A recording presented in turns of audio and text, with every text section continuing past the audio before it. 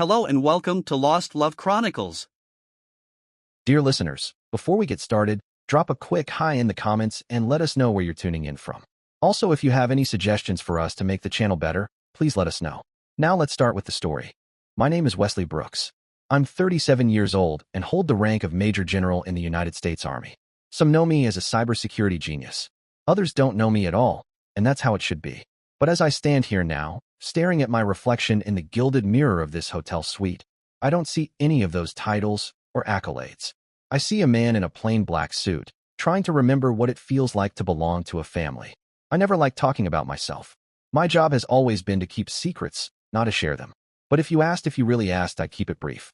I graduated at the top of my class from West Point. I went on to earn a master's in cybersecurity from Johns Hopkins, then received an honorary doctorate from MIT. That one caught me off guard. I didn't even attend the ceremony. I've led international cyber operations like Sentinel Fire. You've probably never heard of it. That's the point. I founded the Ghost Grid Unit, a team that doesn't exist on paper but has stopped threats that would have turned nations upside down. I've testified before Congress, behind closed doors. I've been recognized by NATO for operations that will never make it into any headline. That's the nature of what I do, things that happen in the shadows to protect the light. Now, I serve as Director of Cyber Strategy Integration and Defense Relations at the U.S. Army Cyber Command. In plainer words, I lead the Army's cybersecurity operations. I oversee defense contracts worth billions of dollars, coordinating with allies, agencies, and companies most people will never hear about. And yet, no one in my family knows this. To them, I'm just Wes, the eldest son, the one who left, the one they think chose to be a low-ranking soldier, wasting his potential. I stand in front of the Grand Elysium Hotel, a towering five-star fortress of glass and marble that practically glows in the late afternoon sun. Today, it hosts my younger brother Brandon's wedding. The place looks more like a palace than a hotel. Pristine white marble columns line the facade, while inside, crystal chandeliers sparkle like constellations, casting fragments of light across velvet walls. A red carpet stretches from the curb to the main hall entrance, and the sound of jazz music floats softly into the evening air, mingling with the clink of glasses and murmured laughter of high society guests. I take a breath, then another. My fingers reach up to adjust my tie, clean black silk, and I feel the familiar coolness of my West Point ring press against my skin. It grounds me, reminds me of the promise I made to my mother long ago. "Promise me you'll be there for your brother's big day," she'd said. Her voice had cracked just slightly over the phone, a rare show of emotion from her. "Even if you're halfway around the world." "I'll be there, Mom," I told her. And now I am. Even though it's been nearly 10 years since I last came home. 10 years since I left the glossy, sculpted world of my family to live in bunkers, in concrete-walled data centers, in the quiet hum of server rooms, and under the fluorescent buzz of classified briefings. 10 years of choosing what mattered to me over what was expected. My family isn't ordinary. Nothing about them ever has been. My father, James Brooks, is the CEO of Nixora Dynamics, a behemoth of a tech conglomerate. Their footprint stretches through every sector that matters, and their influence is far-reaching. They supply software and equipment to the defense, healthcare, and finance industries. He's a tall man, my father, with salt and pepper hair and a posture that commands attention even in silence. Always in tailored bespoke suits. Always carrying that air of effortless power. Natural authority clings to him like cologne. James Brooks doesn't need to raise his voice. His presence alone bends a room to his will. Beside him is my mother, Helen. Graceful, quiet, but don't mistake that for weakness. She's sharper than most men in the room, her intelligence tucked behind gentle smiles and perfectly timed nods. She's always been his closest advisor, the one who knew how to steer storms without touching the wheel. And then there's Brandon, my younger brother, CFO of Nixora Dynamics. A younger, sleeker version of our father, minus the gray. He has the same quick mind, the same ambition in his eyes. The kind that devours rooms and leaves people wondering how they ever said no to him.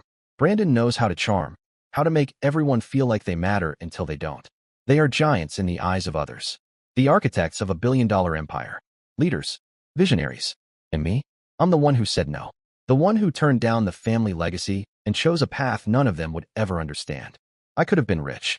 I could have had a corner office, a private jet, a face on the cover of Forbes. Instead, I chose server rooms and secure lines. Silence and service. I step into the banquet hall, and it hits me all at once. The scent of perfume, heavy, expensive. The glint of diamonds.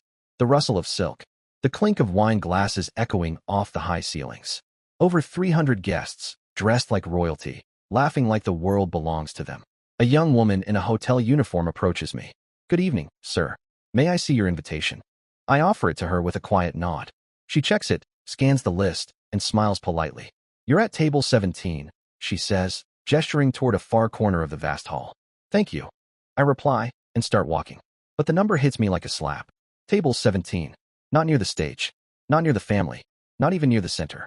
Just a small island in the back where the nobodies go. I try to brush it off, but a sharp pang cuts through my chest. It's not surprising. I told myself not to expect more.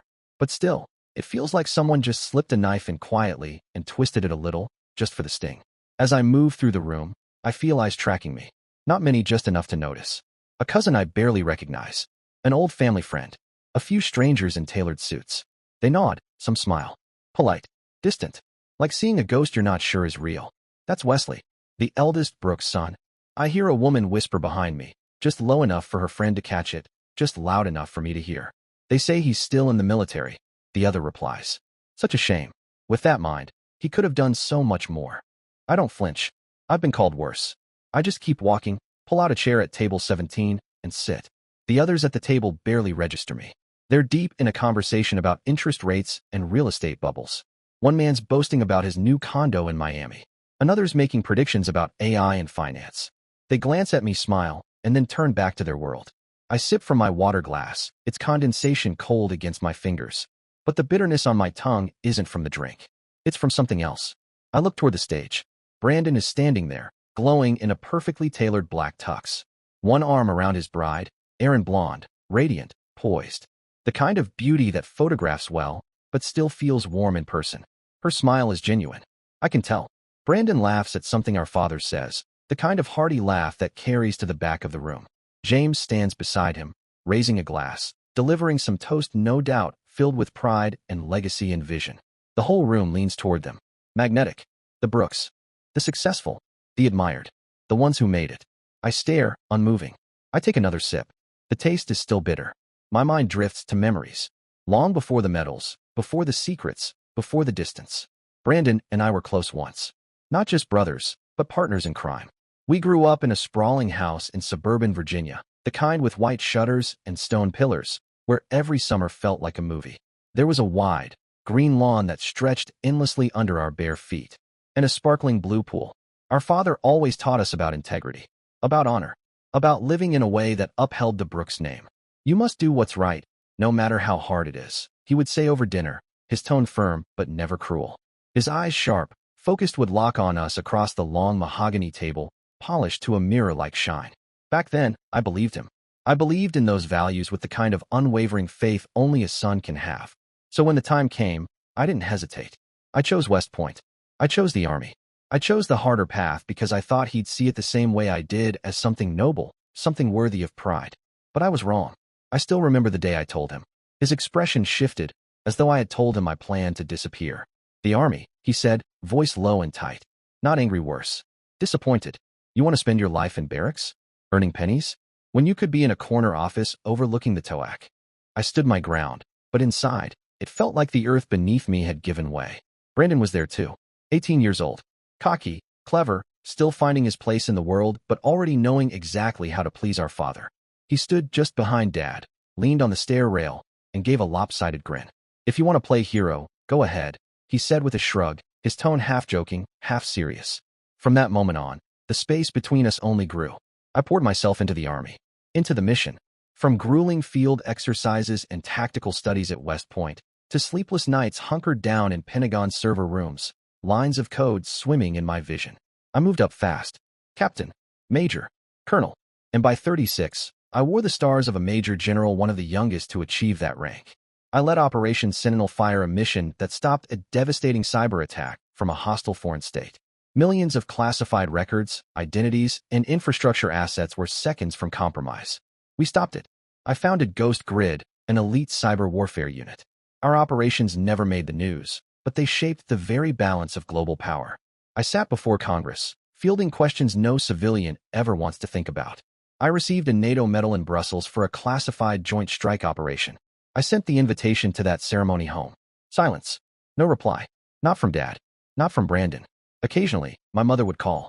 Her voice warm, but always carrying the same note. "When are you coming to work for the company, Wesley?" she'd ask. My father was more blunt. "When you're done playing soldier," he once said, "just let me know." Now, I scan the banquet hall. The lights shimmer across champagne flutes. Cheers erupt as Brandon and Aaron cut into their wedding cake. The cameras flash, freezing their perfect smiles in time. I smile too, but inside, something rages. A quiet, constant storm. I'm not angry at them anymore. That faded years ago, but the wound remains. Small, deep, reopened each time I hear someone murmur that I'm the lowly soldier of the Brooks family. The wasted mind. The black sheep. They never ask why I chose this. They never stopped to consider that I could have joined the empire, stood shoulder to shoulder with them. But I didn't. Not because I couldn't, but because I believed in something else. In duty. In service. In a life of value measured by something more than numbers and shares. I don't need the applause. But sometimes, I wish the silence weren't so loud. Just then, I notice movement in my peripheral vision. A man in uniform, army dress blues, polished boots, crisp lines approaching my table with purpose. I turn. Colonel Mark Reynolds. Ghost grid. We've spent more nights chasing cyber ghosts than I can count. I haven't seen him in nearly a year. He stops in front of me, straightens, and offers a salute sharp enough to slice the air. "Major General Brooks," he says, voice steady, eyes full of respect. "It's an honor to see you here, sir." He says it, his voice carrying over the noisy room, rising above the clink of crystal and bursts of laughter, and a few heads turn, curious. A hush, subtle but sharp, falls over the nearby tables. I stand, shake his hand, and smile. "Mark, it's been a while. Still doing all right?" I ask, keeping my tone light, casual, the way I always do when in uniform among civilians. He nods, the admiration in his eyes unmistakable. "Fit as a fiddle, sir. And you? I heard you wrapped up a major project with NATO." I let out a quiet laugh, shaking my head. "Today, I'm just a guest, Mark. No work. Just family." He nods again, salutes quickly, and disappears back into the crowd, his presence like a quiet ripple in the smooth surface of the evening. But the ripple lingers. As I sit back down, I feel the shift in the room, not large, but enough. From a nearby table, a woman, probably one of my mother's friends, leans toward her companion. I catch just enough of her hushed voice to hear. "Major General? Must be a mistake. Wesley, a general? No way." I don't respond. Just take another sip of water. The glass is cool in my fingers, the liquid even colder down my throat. I don't need to explain anything. Not tonight. In exactly 1 week, at Nixora Dynamics headquarters, I'll be sitting across from my father and Brandon in a boardroom they won't expect me to be in, at a meeting they never imagined I'd be a part of. And I won't need to say a word. My rank, my record, my uniform, the authority I've built, earned, bled for, they'll speak louder than anything I could say. The wedding carries on around me, dances swirl across the floor, speeches rise and fall, and toasts flow with wine. I sit quietly, almost forgotten, watching from the shadows like I always do. Then my father steps onto the stage. He raises a glass. His voice is clear, practiced, commanding, like a man used to being listened to. "My son," he begins, "an exceptional man, has taken Nixora Dynamics to new heights." I couldn't be prouder. Applause follows. Loud, earnest, full of admiration. I join in, clapping politely. But inside, a flicker of something. Not jealousy, not even resentment. Just emptiness. Would he say the same about me if he knew? If he understood? If he realized the boy who walked away from the family empire had become someone far more than the lowly soldier they all assumed? He keeps going, his voice filling the hall, expansive and grand as he speaks of Brandon's success, his dedication, his leadership. And I quietly stand, slipping out unnoticed, weaving through the crowd as the spotlight remains on stage. Outside, the balcony welcomes me like an old friend. The city stretches beyond, vast and dazzling, its lights flickering like artificial stars. I breathe in the night air. Cool, sharp, grounding. I lean against the railing, my gaze lost in the skyline. I'm not here to prove anything. I'm here because I made a promise to my mother that I'd show up for Brandon's big day. That no matter the distance, I'd be present. Because despite everything, I still love them. Even if they don't understand me. Even if they never truly tried. But deep down, I know tonight is only the beginning. In a week, everything will change. And I won't need to shout. I won't need to blame. I'll let the truth do what it always does, reveal itself. I reach into my pocket, pull out my phone, and open an old email. It's still there. The invitation I sent them for the NATO medal ceremony. 3 years ago. No reply. Not even a message saying they were proud of me. Just silence. I stare at it for a long moment, then give a small, sad smile. A familiar one. I turn off the screen, slide the phone away, and step back inside. The night stretches on. The music continues, and the laughter of elite guests follows me down the hallway. But I don't stay. I leave quietly, unnoticed, as the chandeliers begin to dim and the final glasses of wine are poured. My shoes echo against the marble floor as I walk out. Outside, my breath mingles with the cold air. The city remains radiant. But inside is something else. Not rage, not even bitterness. Just that same emptiness. A quiet, smoldering sadness. Like an old wound being prodded. I'm not angry at my family truly. I'm not. I've had years to process it. Years of silence, of missed holidays, of unopened emails and unacknowledged invitations. I've learned to accept that they don't understand me. They never really have. They don't understand the path I chose, the weight of my decisions, the purpose behind every step I took away from their world. But what hurts, what still aches like an old bruise, is the way they see me. A failure. A 37-year-old man who, in their eyes, never grew up. A man still chasing some abstract sense of duty in the military, while my father and brother bask in boardrooms, wine tastings, and industry galas. They call me the lowly soldier, as if I've spent the last decade polishing boots in a dusty barracks and waiting for a government paycheck. They don't know. They don't want to know. They don't know I'm a major general. Don't know I command forces, shape cyber doctrines, and hold the authority to approve or reject defense contracts their corporation covets, pursues, depends on. And I'm not going to say anything. Not yet. I step into a taxi, the driver glancing back at me through the rearview mirror, but saying nothing. I give him the address. My parents' estate. The ride is quiet, the city passing by in streaks of light and shadow. By the time we reach the house, the moon is high and silver. The estate looms ahead, exactly as I remember it. A mansion nestled in the suburbs like a silent monument to wealth and power. The gates are tall, wrought iron and finely detailed with our family crest at the center. The front lawn is trimmed to perfection, hedges shaped like sculptures, the pool in the backyard shimmering under moonlight like a silver mirror. I pay the fare and step out. The air here is colder, quieter. When we were kids, we lived in a modest 2-story house on Birch Lane. Wooden porch, peeling paint. But after Nixora Dynamics skyrocketed, this estate became the new symbol of their name. I walk up the steps. My shoes echo across the marble as I open the front door. Wesley. I turn. It's Clara, the housekeeper. Same warm face. A few more lines around her eyes, but still the same gentle tone in her voice. It's been so long, she says, stepping forward. I smile. Too long, Clara. She reaches out, touches my arm with the kind of affection that only those who remember you from your best days can give. And deep down, I realize, her welcome might be the only warmth I find here. The living room hasn't changed. Still grand, still cold. Soaring ceilings, glass chandeliers, velvet furniture. The walls lined with expensive paintings, abstracts, landscapes, even a few originals by well-known names. It feels more like a gallery than a home. I pause near a tall ebony shelf. Picture frames line it, their silver edges gleaming beneath soft recessed lights. My father, standing with Brandon at a tech conference in Tokyo. Brandon at Wharton, accepting his MBA in cap and gown. My father again on the cover of Forbes, arms crossed, the headline, Pioneer of the Future. Frame after frame, smile after smile. But not one of me. Not a single photo. Not a single medal. No sign of the eldest Brooks' son, the one who didn't take the office, who chose to serve, to lead, to protect. I remember sending my mother a framed photo once from my promotion ceremony. Me in full dress uniform, shaking hands with a NATO general, the American flag bright behind us. I thought maybe that it would mean something. She never mentioned it. Never hung it. Maybe she thought it didn't match the decor. Maybe she just didn't know where it belonged. I crossed the room to a dusty corner. There, half forgotten, half hidden, sits an old photo. The glass is a little fogged, but I recognize it instantly. Our family. I'm 10. Brandon's 6. We're at a park. My father has his arm around my shoulders. My mother is holding Brandon's hand. We're all smiling, sun in our faces. It was the summer we drove cross-country. The last summer before things changed. I touch the frame, brushing a bit of dust away. The warmth from that day flickers faintly in my chest. Back then, my father used to sit me down, speak with gravity. Wesley, he'd say, you have to be a man who stands tall. Even when the world turns its back. Do what's right, no matter how hard it is. His eyes would shine then, not with pride, but with hope. I believed him. I lived by those words. Held them like a compass through every challenge. But now he's the one who looks at me like a failure.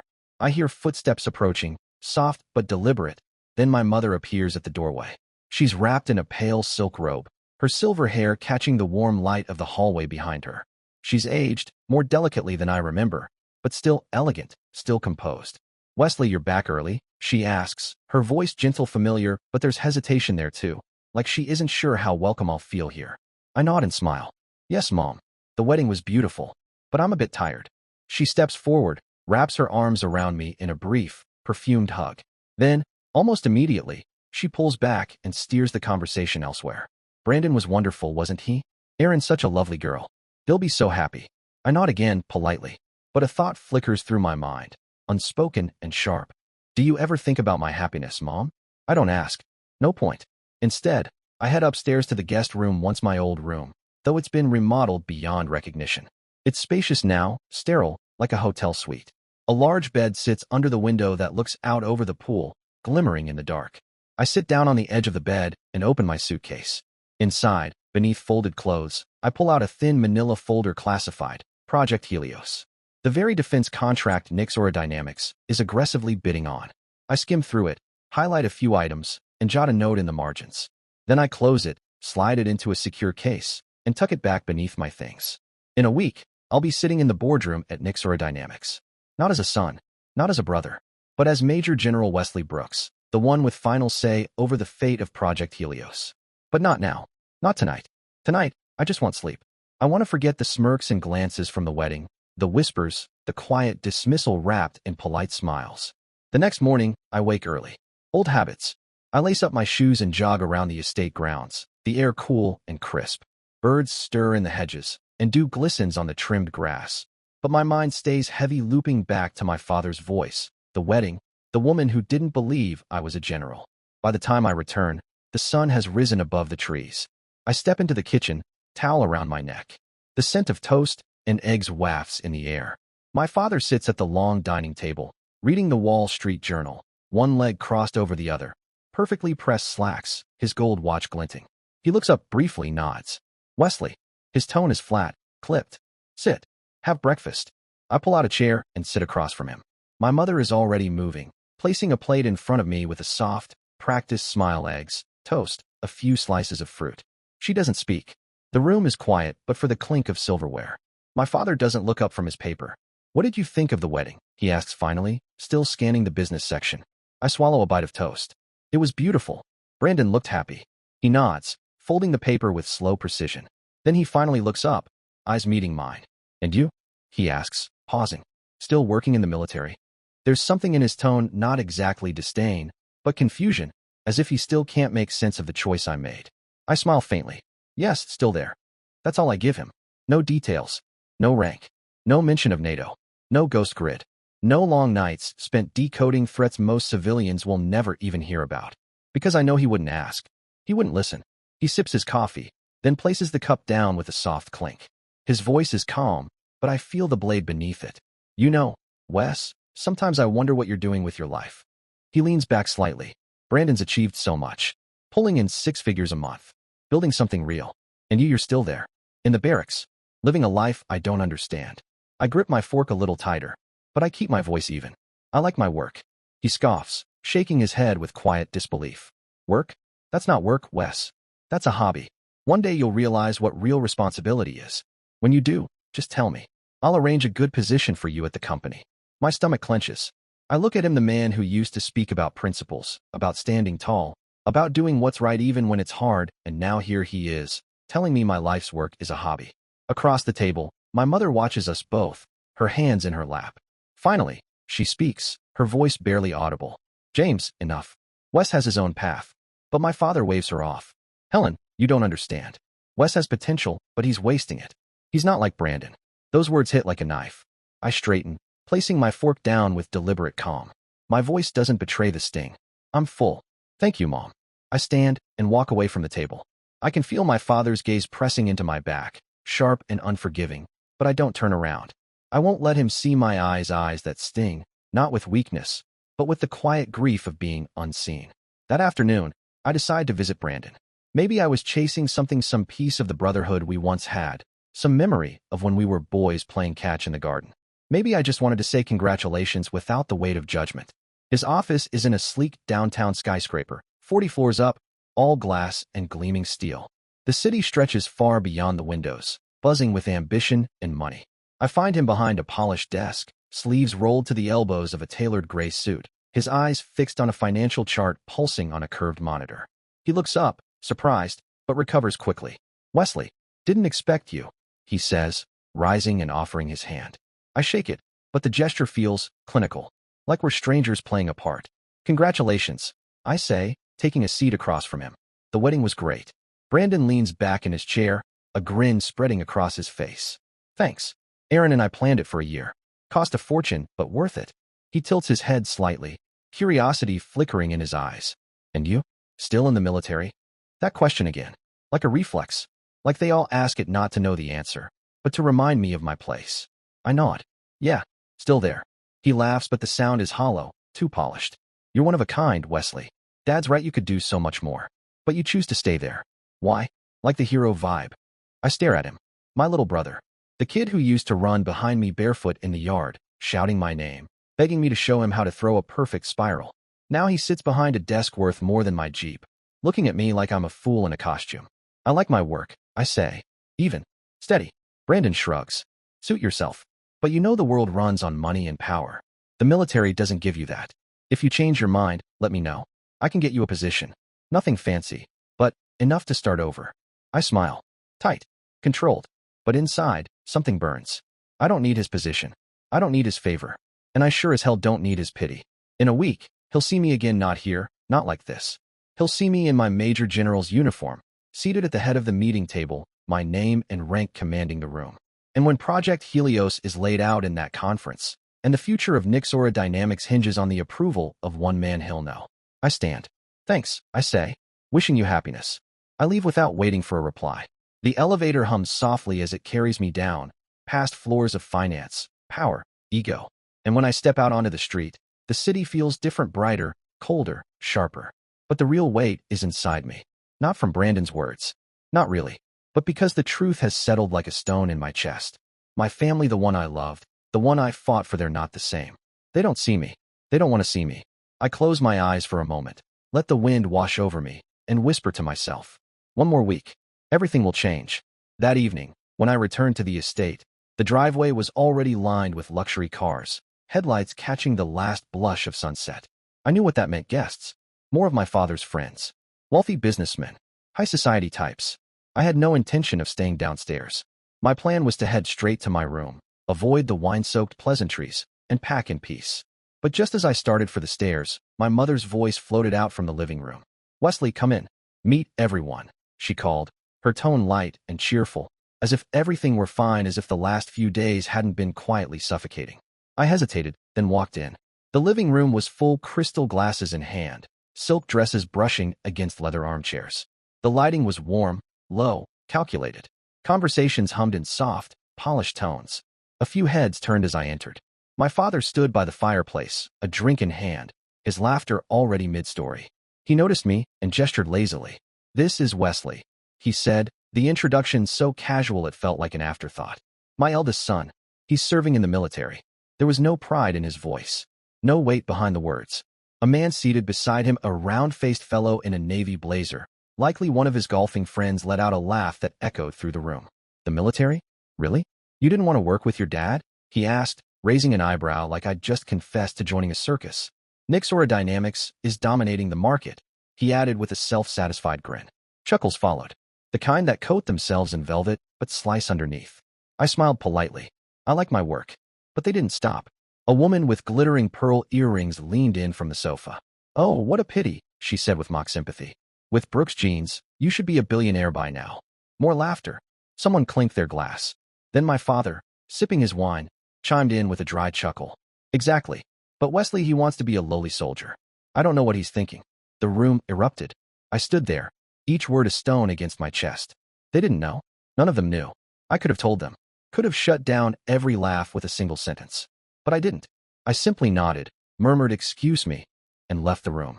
Upstairs, I closed the bedroom door behind me and sat on the edge of the bed, my heart pounding. My hands were steady, but my breath was shallow. I lay back, eyes fixed on the ceiling. Their laughter still echoed in my head. I clenched my jaw and whispered to the silence. One more week. One more week, and they'd see. After 3 days in that house, I began to pack. The silence between me and my father grew thicker by the hour. When I zipped up my bag and made my way downstairs, he was waiting by the door. He extended his hand. His grip was firm. "If you change your mind, just call me," he said evenly. "Nixora Dynamics always has a place for you." I nodded. Not a word. I didn't need his place. I'd built my own. And in 1 week, he would see. I returned to my apartment just outside D.C., a modest place near the Pentagon. White walls, an old wooden desk, a bookshelf crowded with files and binders marked with red stripes and acronyms the public never hears about. I set down my bag and got to work checking emails, sorting through the classified material for the meeting. I wasn't nervous. I'd faced world leaders, sat across from generals with eyes like stone, made calls that determined the fate of thousands. But this time was different. This time, it was personal. This time, I would face my father and brother across a gleaming table, not as a son, not as a sibling, but as Major General Wesley Brooks, the man who held the fate of their biggest project in his hands. The day before the meeting, I drove to the base, checked in, and walked the long, familiar halls. The place had its own kind of rhythm, boots hitting tile, radios hissing faintly, the low murmur of people who carry the world's weight without needing applause. As I sat in my office, the door creaked open. Colonel Jacob stepped in, a stack of documents balanced in his arms. "Major General, the final report on Project Helios," Colonel Jacob said, setting the thick folder on my desk. His voice was steady, respectful. I nodded, flipping through the pages with trained efficiency. "Thank you, Jacob. Anything unusual?" He shook his head. "No, sir. But Nixora Dynamics seems to be struggling with their cost structure. There are some unclear expenses, nothing overt, but it caught the audit team's eye." I frowned. My eyes drifted over a section marked Auxiliary Financials. It didn't add up. Brandon had overseen the financials on this contract. If there were errors intentional or not, they fell squarely on him. "I see," I said, tapping the page with my pen. "Keep this quiet. I'll handle it at the meeting." "Yes, sir," he replied, saluting crisply before leaving the room. That night, I didn't sleep much. By dawn, I stood in front of the mirror in full dress uniform. Deep blue wool, silver trim, sharply creased pants. The rows of ribbons on my chest shimmered under the light, my insignia catching like a glint of steel. My name was stitched in dark lettering, Brooks. Above it, my rank, Major General, U.S. Army. I didn't wear this to boast. I wore it because it was me. It was the 10 years they called a waste. The years I bled, rose, endured. The years they erased. I stepped into the car waiting outside. The driver saluted, then started the engine. As we moved through the city streets, towers of glass and steel rose on either side. My thoughts didn't stray far. I thought of my father's smirk, of Brandon's patronizing grin, of their friends laughing. One more meeting. When the car pulled up in front of Nixora Dynamics headquarters, a polished monument to wealth and ambition, I sat still for a beat, staring at the building. It was as sleek and towering as they thought they were. I exhaled, then stepped out. Inside, the lobby gleamed with brushed chrome and marble. Employees moved briskly, dressed sharp, eyes trained. But when they saw me, saw the uniform, they slowed, stared, whispered. "Major General Brooks, this way please," said a young assistant, her voice quiet with a mix of nerves and awe. I followed her through corridors of glass and steel, past rows of workstations where faces turned as I walked by. I felt the weight of their curiosity. They didn't recognize me. Not really, but they recognized rank. The top-floor boardroom was massive. All luxury floor-to-ceiling windows. A black ebony table that stretched from one end to the other. Power radiated here, and they all fed off it like light. At the far end, my father sat in a tailored gray suit, speaking quietly with two executives. He hadn't seen me yet. Brandon was next to him, scrolling through his tablet, jaw tight, focused but comfortable. Raymond Carter stood at the head of the table. His hair was gray now, his frame leaner, but the moment he turned and saw me, his face lit up. "Wesley," he said, stepping forward. "Good to see you." "Raymond," I replied, and offered my hand. His grip was firm, genuine. Raymond had known me years ago. During a NATO operation in Brussels, we had shared long nights decoding cyber threats and protecting military infrastructure. He wasn't just an executive, he knew the stakes. I took my seat at the long table. The room shifted. The buzz of small talk dulled. Out of the corner of my eye, I saw my father glance up. His eyes widened. A flicker surprise, discomfort, something unguarded flashed across his face before he turned quickly away, jaw tight. Brandon saw me next. His brows drew together. He leaned over to whisper something to the executive next to him. Confusion, possibly concern. I imagined his mind running circles, trying to figure out what I was doing here in that uniform. Let them wonder. I said nothing. I placed the Project Helios folder on the table in front of me and waited. Raymond raised his hand, tapping the table lightly. Conversation stopped. "Ladies and gentlemen," he began, his voice smooth and commanding. "We're here today to discuss Project Helios, a critical defense contract with the Department of Defense. We've been working toward this for a long time." He paused, then turned toward me with a smile of genuine respect. "And I'm honored to introduce the representative from the military, the one with final approval authority for this project." He turned to the room. Major General Wesley J. Brooks, Director of Cyber Strategy Integration and Defense Relations, U.S. Army Cyber Command. The room fell silent. I felt every pair of eyes in the room lock onto me, sharp, focused, like invisible bullets trained on my chest. My father's hand froze, his coffee cup midway to his lips. Brandon jerked around in his chair, mouth slightly open, eyes wide in disbelief. The executives whispered to one another, some hastily flipping through their briefing packets, as if trying to confirm that the name in the documents really matched the uniformed man now sitting at the head of their table. I sat tall, shoulders square, eyes steady. I met Raymond's gaze and gave a small, professional nod. "Thank you, Mr. Carter," I said, my voice even, resolute. "I'm ready to begin." There was a pause. My father cleared his throat, his voice brittle and uncertain.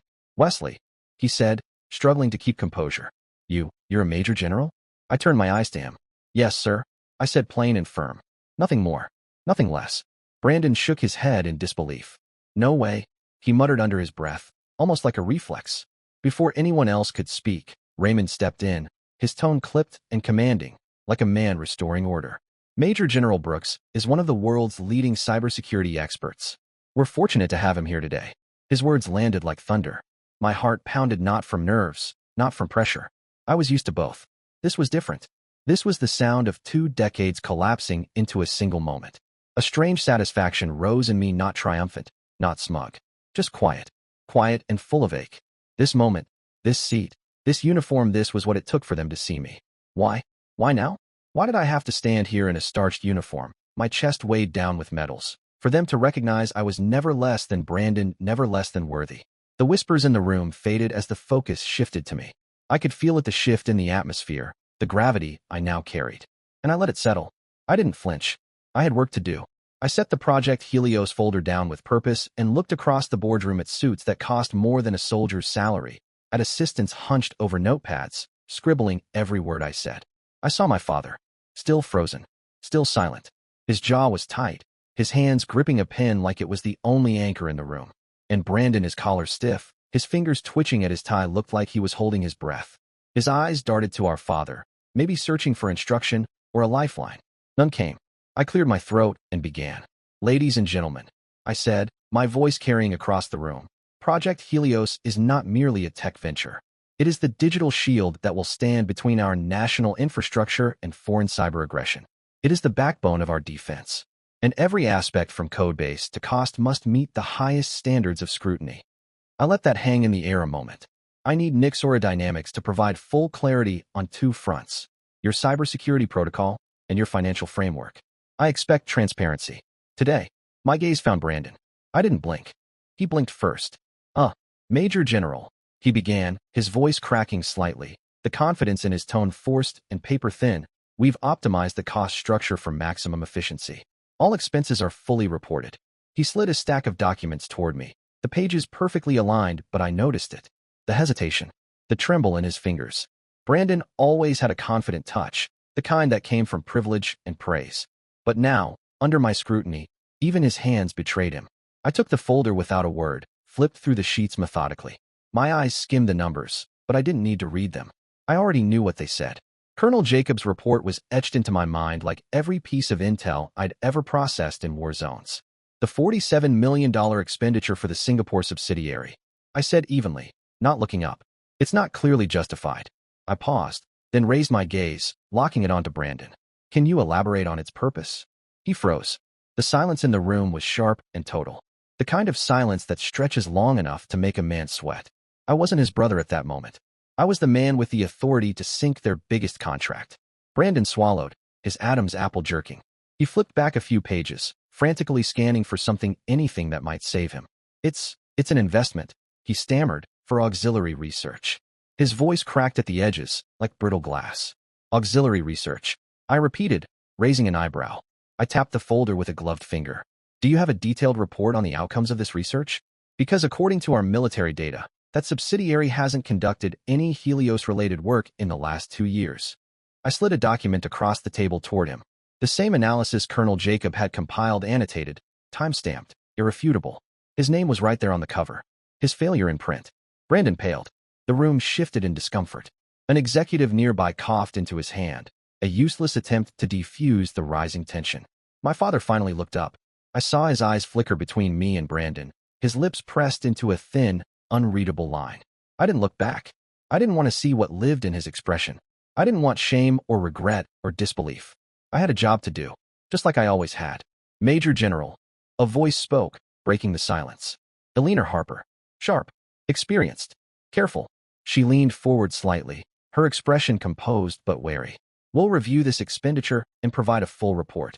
I'm sure it's just a misunderstanding. I nodded, keeping my tone even. I expect that report within 48 hours. National security, I said slowly, letting each word land, doesn't tolerate misunderstandings. The room tensed again, but I didn't stop. I shifted gears, my voice cool, efficient. I pressed into the technical side next. Let's review the security protocol. I want the encryption structure and source code presented in full. A man from Nora's engineering team opened his laptop, projecting diagrams and flowcharts onto the screen. I stood, walked toward it, pointing out a subtle but catastrophic vulnerability in the encryption stack. If this flaw is exploited, I said, turning slowly, an enemy can breach your network in under 4 hours. Once in, they could disable communications, reroute missile systems, and erase audit trails before you even know they're there. The engineers nodded, visibly shaken. One woman scribbled notes so fast her pen nearly tore the page. A man beside her muttered something about deploying remediation tonight. Good, I said. I need a full plan of action within the next 24 hours. Brandon hadn't spoken again. He sat still, his eyes fixed on the table, a muscle in his jaw twitching. His silence was louder than words. Then, finally, my father spoke. It was almost a whisper, like saying it hurt. Wesley, he caught himself, corrected, Major General. The words came with difficulty. We'll ensure everything is addressed. Nixora Dynamics is fully committed to working with the Department of Defense. I looked at him finally, and for the first time since walking into that room, met his eyes. I trust that commitment. Mr. Brooks, I said, keeping my tone measured. But the weight of the moment pressed deep into my chest. Hearing him call me Major General in front of this room, this world he had always ruled, was a moment I never thought I'd have. It didn't feel like revenge. It felt like recognition. And still it didn't undo everything. The meeting stretched on for 3 hours. I ran it with discipline, with clarity, with the practiced precision of command. Every question I asked, every directive I gave, was aimed at strengthening the project, not dismantling it. Because that was who I was. I wasn't there to humiliate. I wasn't there to punish. I wasn't there to settle scores with my father or Brandon. I was here to do what was right. Not for revenge. Not for applause. Just for the mission, just like my father once taught me, back when I was a boy sitting at his desk, watching him solve problems with discipline and pride. But somewhere along the way, he'd forgotten that lesson. Or maybe he'd just stopped believing I was the kind of man who could learn it. As the meeting ended, the executive stood and began shaking my hand, one after another. Their grips were firmer than when I'd entered, their smiles real, now not the polite ones given to a stranger. Impressive, I heard one whisper to another. Didn't know Brooks's son was a Major General. I didn't respond. I didn't need to. I gathered my documents with calm precision. My role here was done. The mission parameters had been met. Still, inside, I just wanted to leave. The stares, the whispered acknowledgments, even the respect, it all felt heavy. Too late. Too loud. As I turned to go, Raymond Carter stepped over and placed a hand gently on my shoulder. You did great, Wesley, he said, his voice warm, personal. I always knew you were special. I managed a small smile for him, but it felt hollow. I wasn't basking in any triumph. I just wanted to breathe. My father and Brandon didn't leave with the others. They lingered at the far end of the room, stiff, uncertain. I knew they wanted to speak. I could feel it in the way they hovered, like they didn't know how to step forward. I wasn't sure I was ready either. I stepped into the hallway, the cool draft from the tall windows brushing against my skin. It was a moment of relief, of solitude, brief and necessary. An assistant hurried up behind me, holding a glass of water. Major General, she said gently, Mr. Carter invites you to his private office for further discussion. I nodded. I already knew what was coming. This wasn't about reports or strategy. It was personal. It was overdue. Raymond's office was at the corner of the building. The city sprawled beyond the glass walls, silver towers, busy streets, everything humming far below. Inside the room, waiting for me, were the three people who once made up my entire world. My father, Brandon, and my mother. Raymond gave me a soft, knowing look. "I'll let your family talk," he said before slipping out and closing the door. Silence fell. I stood in full uniform, the medals, the stars, the weight of it all clinging to me. My father sat stiffly in a leather chair, eyes shadowed with a dozen emotions: surprise, regret, something that looked like shame. My mother was on the couch, her eyes red, her hands trembling as she held a tissue. She looked at me like she didn't recognize me, like she was trying to reconcile the boy she'd kissed goodbye years ago with the man standing here now. Brandon was by the window, staring out at the skyline, his reflection ghosted in the glass. He didn't look back. Then, finally, my father spoke. His voice was low, uncertain. "Wesley." He paused. "Tried again. Why didn't you say anything about this?" He gestured vaguely at my chest, at the uniform, at the insignia he once told me were fancy Boy Scout badges. I held his gaze. The emotions swelled in my throat, but I pressed them down, kept my voice even. "I did, Dad," I said quietly. "I sent invitations to my promotion ceremonies. I emailed about Sentinel Fire, the NATO medal. I sent pictures when I was honored. My voice nearly cracked. I swallowed it back. No one replied. No one asked." My mother let out a choked sob, covering her mouth. "Wesley," she whispered. "I didn't know. I thought you were just doing office work. In the military." Her voice broke completely. "I didn't understand what you do. I wanted to walk over, to hold her, tell her it was okay. But I couldn't. Not yet." I stayed where I was, rigid, guarded. Brandon turned slowly from the window, hands still in his pockets. "Wesley, Major General." He corrected himself, the words awkward but genuine. "I was wrong." He looked down. "I mocked you. I thought you weren't good enough, that you weren't serious." He met my eyes finally. "You deserve respect." I studied him, saw the shame in his face. I remembered the laughter, the jabs, the way he'd always treated me like the family disappointment. A part of me wanted to forgive him right there, go back to the days when we were brothers, really brothers. But another part still ached, and that part wasn't ready. Then my father stood, the man who used to be larger than life to me, who now looked a little smaller, like he'd aged in the last few minutes. "Wesley," he said again, quieter this time. "I thought you needed me to guide you. I thought you were wasting your potential." He paused. "I was wrong." He paused, as if the words were foreign on his tongue. "I'm proud of you." 10 years. That was how long I'd waited to hear those 4 words from my father. And even now, even with the uniform on my chest and the medals gleaming under office lights, they didn't land the way I'd always imagined. They weren't triumphant. They weren't redemptive. They just hurt a little less than the silence that had come before them. I looked at him, feeling a flicker of warmth mixed with an ache I didn't know how to name. "I just wanted to be respected for the path I chose," I said, my voice low, steady. "Not because I rejected yours." My father nodded slowly. His eyes were glassy, distant, like he was sifting through memories or guilt. "You're right," he said quietly. "I didn't see you." He looked down, as if ashamed of the truth finally spoken. "I'm sorry." I didn't respond. I couldn't not without letting the crack show. I just nodded, turned away. My heart felt heavy, like it had run a marathon carrying a lifetime of silence. I hadn't come here to win. I wasn't here for retribution or guilt. I just wanted them to see me. Truly see me, not through the lens of money or position or reputation. Not compared to the son they expected me to be. Just as me. I left the office and stepped into the hallway. Sunlight streamed in through the tall windows, catching on the medals at my chest. It warmed my face, and for a brief second, I closed my eyes. A week ago, I was just the soldier. The afterthought. The disappointment. Today, I was Major General Wesley Brooks, the man who had silenced a boardroom, redirected a billion-dollar project, and forced Nexera Dynamics to take accountability. But deep down, I was still just Wes. The son. The brother. The man who still, in some quiet place in his heart, wanted his family to understand him, not because of his rank, but in spite of it. Back at my apartment near the Pentagon, the stillness of the small space wrapped around me like a familiar blanket.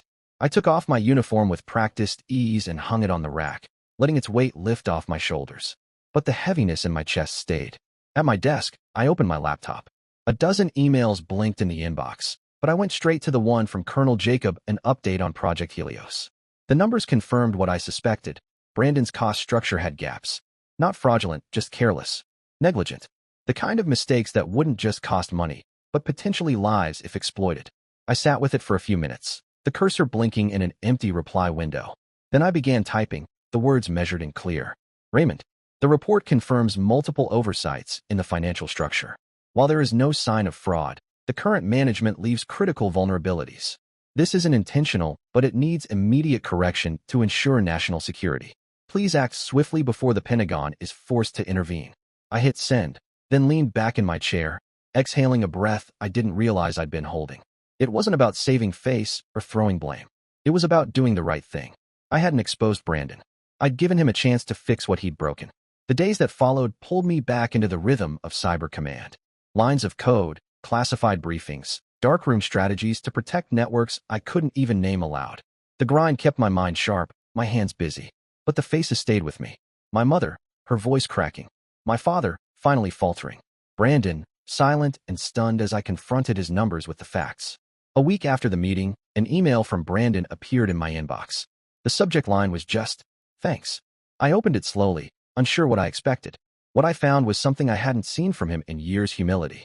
"Wesley, I've reviewed the entire cost structure for Helios, as you requested. There were things I didn't handle well, and I'm fixing them. Thank you for not making a big deal out of it. I was wrong to underestimate you. If you have time, I'd like to meet just us brothers." I read it once. Then again.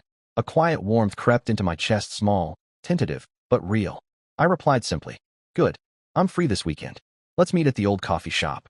It was the small cafe tucked between the bookstore and the park in the suburbs. Nothing fancy, just worn chairs and faded wallpaper, but to us, it was sacred ground.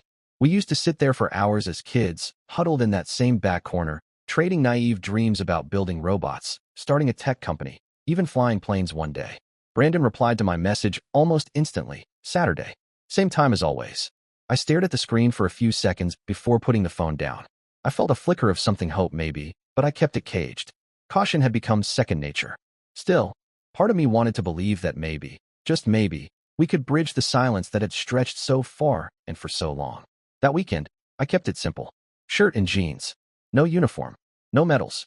I wasn't walking in as Major General Brooks. I was just Wes's older brother. When I stepped into the cafe, the smell of espresso and warm bread hit me like a memory. Brandon was already there, sitting in our old spot, his fingers wrapped around a latte. He stood as soon as he saw me, offering a small, genuine smile, the first one I'd seen from him in years. "Wesley," he said softly, like he wasn't sure if he had the right to say my name. "Thanks for coming." "Of course," I said, sliding into the booth across from him. "You're buying, right?" He laughed, the sound awkward but real. "Least I can do." We talked. At first, it was light work, the weather, Aaron's new job. It was stiff, cautious, like two men walking through a minefield neither wanted to admit was there. Then Brandon set his cup down, leaned forward, and looked me in the eye. "Wesley, I'm sorry," he said. His voice didn't shake, but there was weight in it. "I thought you weren't good enough. That you were playing soldier. I didn't know what you actually did. I didn't want to know." I let my arrogance blind me. I met his gaze and held it. There was no anger in his eyes, no defensiveness, just shame and something deeper. Regret. "It's okay, Brandon," I said quietly. "I don't need you to be proud of me. I just want you to respect the path I chose." He nodded, took a slow sip of coffee. "I've fixed the cost plan," he said. "Raymond says it's much tighter now." I triple-checked everything. And I learned a lesson. Not just about money, but about responsibility. I smiled.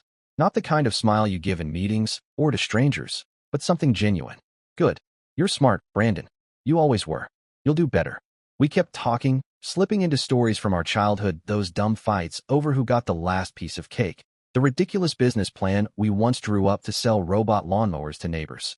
For a moment, it was easy, natural. When we finally stood to leave, the sun was dipping low behind the trees outside. We stepped into the light together. I felt something shift. A piece of the distance between us, not all of it, but a piece had closed. Maybe not enough to call it a full reconciliation, but enough to believe we could be real brothers again. A few days later, I was going through morning reports when an email from my father landed in my inbox. The sender, Edward Brooks. The subject, internal memo, Project Helios. I clicked it open, expecting some formality, a typical executive summary. But what I found stopped me cold. "Dear Nexera Dynamics team, I want to share something I've recently realized. My son, Major General Wesley Brooks, is an exceptional man, a leader in cybersecurity, and a source of pride for our family. I underestimated him, and I apologize for that. We are fortunate to have him supporting Project Helios, and I hope we all learn from his integrity." I blinked hard, the words blurring at the edges. It wasn't just an apology. It was public, deliberate, directed not just to me, but to every executive, engineer, and assistant in the company. My father hadn't just acknowledged me, he'd admitted he was wrong in front of everyone. My hand hovered for a moment before I picked up my phone and called him. He answered before the first ring finished. "Wesley," he said, his voice warmer than I remembered, familiar in a way that made something in me loosen. "I got the email," I said. There was a pause. "Did it mean something to you?" I swallowed the lump in my throat. "Yes, Dad. Thank you." He was silent for a moment. Then he exhaled, the sound low, like he'd been waiting for this for years. "I was wrong," he said. "I didn't see you. I want to make it right. When you're free, come home, okay? Your mom misses you." I smiled, feeling a burden I hadn't realized I still carried begin to lift. "I'll come, Dad," I said, my voice quiet but certain. Soon. 6 months passed before I finally returned to the estate. It wasn't hesitation that kept me, it was life. Work, duty, the constant pull of responsibility. But deep down, I needed the time. Time to believe the change was real. Time to trust it. As I stepped through the front door, something felt different. Lighter. Warmer. Before I could even take my jacket off, my mother rushed toward me, wrapping her arms around me like she used to when I was a kid. "Wesley," she said, beaming, her voice brimming with joy. "I made apple pie for you." I laughed, hugging her back tightly, breathing in the familiar scent of her perfume, lavender and old pages. My father stood a few feet behind her, watching. He extended his hand, and this time, the grip wasn't stiff or formal. It was warm, steady. "Good to see you, Wesley," he said, nodding once. But his eyes said more than the words ever could. Brandon was there too, standing beside Aaron, who waved from the living room. He clapped my shoulder, grinning. "No meetings this time, Wesley," he said. "Just family." We sat in the living room, and as I took a seat, my eyes wandered to the wall across from the fireplace. At first, I thought something was out of place, but then I saw it. There, between my father's old Forbes magazine cover and Brandon's framed MBA diploma from Stanford, hung a new photo, one of me in uniform, receiving my NATO medal. It wasn't large or flashy, but it stood proudly, the frame polished and new. I stood, walking toward it slowly. My throat tightened. "Who hung this?" I asked. My mother smiled gently. "Your father did." He nodded, stepping forward. "It's time our home was proud of all our children." My chest tightened. I couldn't speak right away. I just looked at him and nodded, and that was enough. That dinner was the first in years where I felt at home. We laughed, told old stories, and for the first time, they asked about my work not out of politeness, but out of genuine interest. My mother leaned forward, eyes bright. "So, Wesley, the military AI program you're overseeing," she tilted her head. "Is it like in those sci-fi movies? Robots that talk and stuff?" I chuckled. "Not quite. It's more like training neural systems to recognize cyber threats. Think less Terminator, more digital brain with a mission." She smiled and nodded, probably understanding half of what I said, but fully absorbing the pride in my voice. My father chimed in next. "Tell me about Operation Sentinel Fire." I heard some talk, but never understood the scope. I took a breath and explained, not in jargon or acronyms, but in clear terms. And for the first time, he didn't cut in or change the subject. He listened, really listened. Then Brandon spoke, surprising me. "By the way," he said, finishing a bite of pie, "I applied that encryption model you told me about. The one from your Cyber Command playbook." He paused, shaking his head with a grin. "It worked better than I expected." He looked at me, sincere. "You're a genius." I laughed, shaking my head. "I'll take that from the guy with the Stanford diploma." As dinner wound down, I stepped out into the garden, the moonlight casting soft silver lines across the lawn and the pool shimmering quietly in the distance. I heard the door open behind me, and soon felt a light jacket drape over my shoulders. "It's chilly, Wesley," my mother said, smiling up at me as she adjusted the collar. "Thanks, Mom," I said softly. She looked at me then, her eyes kind and full. "I'm proud of you," she said, voice steady but tender. "Not because you're a major general, but because you're my son." My throat tightened, and I looked away, then back at her. "I know, Mom," I said. "Thank you." A quiet stillness settled over us, and for the first time in years, I felt a piece of myself return. Not the soldier, not the strategist, just, well, my family wasn't perfect. We'd lost years. There were scars still healing, but we were trying. That mattered. A few days later, I returned to my rhythm briefings, secure calls, endless lines of code. I unpacked my suitcase in my office, the familiar hum of monitors surrounding me. As I lifted my uniform from the bottom of the bag, something slipped out from beneath it. A folded piece of paper. My name in delicate cursive. It was my mother's handwriting. "Wesley, I'm proud of you. Not because you're a major general, but because you're my son. Love you." I smiled, placing the letter beside my NATO medal on the desk. It didn't shine like the ribbon brass, but it held a different kind of weight. In that quiet moment, I felt something shift inside me, a spark of peace, of hope. My family was learning to see me, and I was learning to let go of the past and live for the brighter days ahead. Dear listeners, please share your thoughts in the comments section below and don't forget to like, share, and subscribe.